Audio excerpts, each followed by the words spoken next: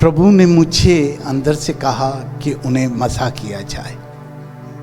उन्होंने मुझसे कुछ नहीं कहा इसके बारे में, ना किसी और ने, बल्कि मैंने जब उन्हें देखा तो खुदावंद की तरफ से मेरे अंदर ये बात आई कि मैं उन्हें मसा करूं एज अ एल्डर चर्च के लिए। हालेलुया। आपको पता कि दाऊद को सैमुअल ने मसा किया था, तो वो जब उन्हें मसा करने के लिए गए तो सैमुअल को पता था दाऊद कौन है? किसको पता था? बात इन्होंने ठीक कही कि खुदावंद को पता था, लेकिन एक और बताऊं राज की बात, इस तेल को भी पता था, मसा किए हुए तेल को पता था। वो सिर्फ और सिर्फ दाऊद के ऊपर उंडेला गया। वो सींग जो था वो सिर्फ और सिर्फ उसके लिए मखसूस था और किसी के लिए नहीं। सारे भाई आए ना, सब पे नहीं वो तेल डाला गया, लेकिन किसी पे बहा नहीं। आज खुदावंद इस तेल से ब्रदर को मसा करेंगे। सुनील ब्रदर आ जाइए आप।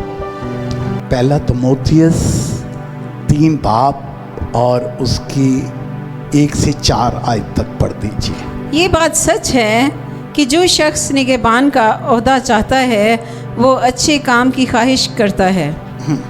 बस निगहबान को बेइल्ज़ाम एक बीवी का शौहर, परहेजगार, मुत्तकी, शाइस्ता, मुसाफिर परवर और तालीम देने के लायक होना चाहिए। नशे में गुल मचाने वाला या मारपीट करने वाला ना हो, बल्कि हलीम हो, ना तकरारी, ना ज़रदोस्त, अपने घर का बखूबी बंदोबस्त करता हो और अपने बच्चों को कमाल संजीदगी से ताबे रखता हो। आमीन आमीन। अगर कोई खुदावंद की खिदमत चाहता है तो उसमें ये खूबियाँ होनी चाहिए। जो खुदावंद की खिदमत चाहता है करने के लिए, उस मारपीट वाला नहीं होना चाहिए, गालियाँ देने वाला नहीं होना चाहिए, और शराब नशे में वो नहीं बंधा होना चाहिए।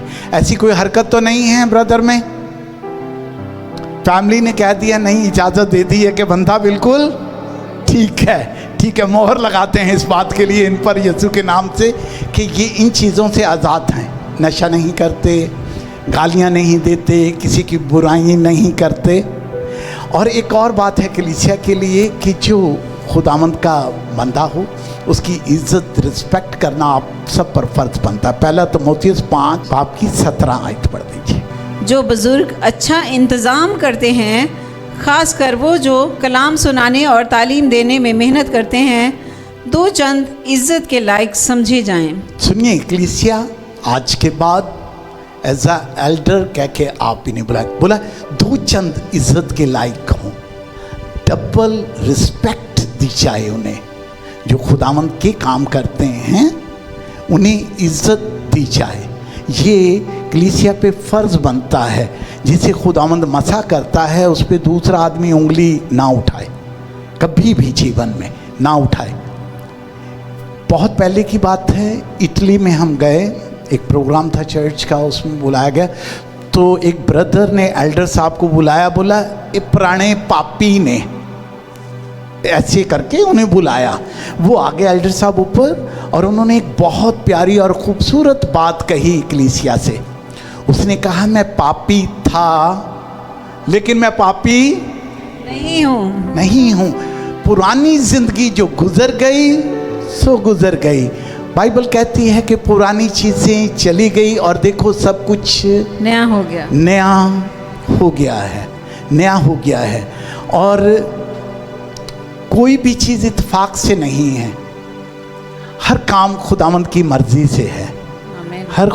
हर काम जो होता है वो खुदावंद की मर्जी से होता है। और मेरे मन को बहुत बड़ी खुशी है इस बात के लिए कि खुदावंद ने सिर्फ इन्हें नहीं बल्कि इनके घराने को अपनी खिदमत के लिए चुना। ये छोटी बात नहीं होती, और पूरा घराना खुदावंद की खिदमत में है। ये हमारे लिए बहुत फ़ख्र की बात है। और मैं ये चाहूँगा, खुदावंद से ये मांगूँगा कि इनकी नस्लें ऐसी हों जो खुदावंद की खिदमत में हों। आमीन। इनके बच्चों के बच्चे, बच्चों के बच्चे, यानी जिस राह पर ये चल रहे हैं, इनकी औलाद और उनकी औलाद भी इन्हीं रास्तों पर चलने वाले हों। आमीन। ऐसे ही चलने वाले हों, आमीन। ये ज़रूरी है। मैं अमाल 20 बाब की 32 आयत अगर तलावत कर दीजिए मेरे साथ। अमाल, ये आप सबके लिए है बेटे। रजनी, आपके लिए भी यही आयतें हैं, तो समझ लीजिएगा कि बेटी रजनी भी डबल आदर के लायक है।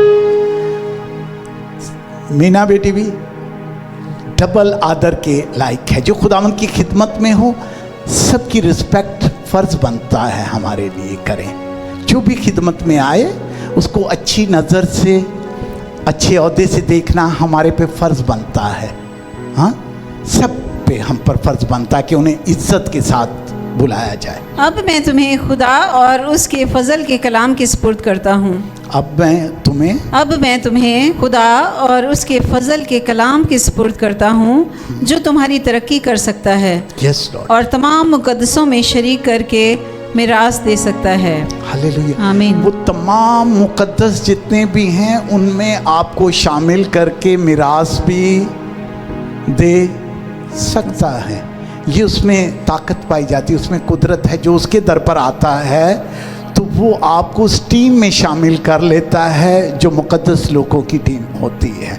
आपका फिर आम लोगों में शुमार नहीं होता। आपका अब ख़ास लोगों में शुमार होता है। पहला शमूएल 16 बाब की 13। तब शमूएल ने तेल का सींग लिया और उसे उसके भाइयों के दरमियान मसा किया। देखिए जी, पूरी कलीसिया के सामने उसने, अपने सब भाइयों के सामने शमूएल ने, मैं पूरी कलीसिया के सामने इन्हें खुदावंद यीशु मसीह के नाम से मसा करता हूँ, उसके नाम में।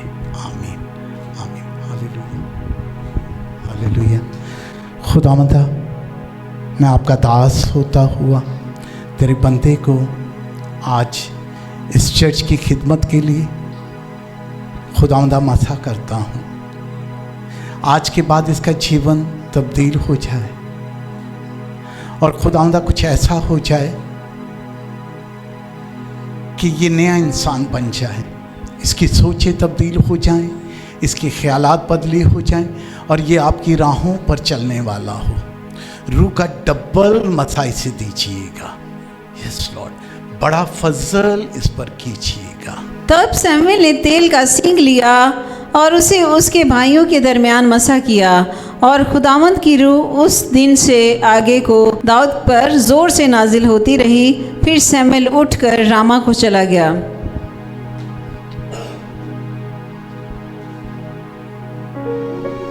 उसे आपको भरता रहे, हर रोज आपको अपनी रूह से भरता रहे और आपका जीवन बदली हो जाए मेरे यीशु के नाम से, और पूरी दुनिया के लिए आप बरकत का बाइस हो। यस लॉर्ड, यीशु के जलाली और कुदरत वाले नाम में आमीन। चर्च फेलो ऐसा एल्डर मुकर्रर हो गया, इस तरह था। जोरदार तालियां। यस लॉर्ड, जब तक आपका जीवन है आप खुदावंद के लिए और इस कलीसिया के लिए काम करते रहिए यीशु के नाम।